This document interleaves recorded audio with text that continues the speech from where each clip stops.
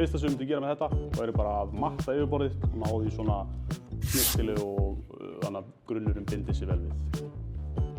Ég myndi sjálfur nota svona sandpappispúða af því þetta svo mikið af þröngum kverkum og svona hérna. Það er mjög þægilegast að nota púða.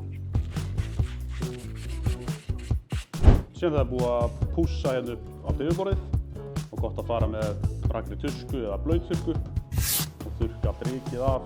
Og síðan það er búið að þorna alveg að þá sér maður betur hvort það sé einhver staðir sem þarf að pússa betur. Við ætlum að spreyja þennan snaga. Þá þurfum við bæði að spreyja grunninum og lakkinu. Mælum með að vera að fara að spreyja, vera í vel loftuðu rými eða úti og eða vera með grímu. Það er ekki viðlaust.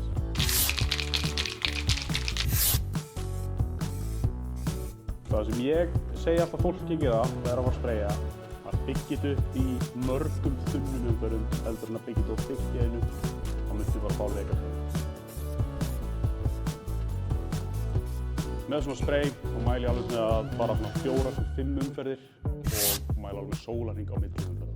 Síðan þegar grunnurinn er alveg búinn að þorna, þá er bara komið tíma á að sprauta lakkinu á. Hérna síðan loka útkoman og það er svona háglans og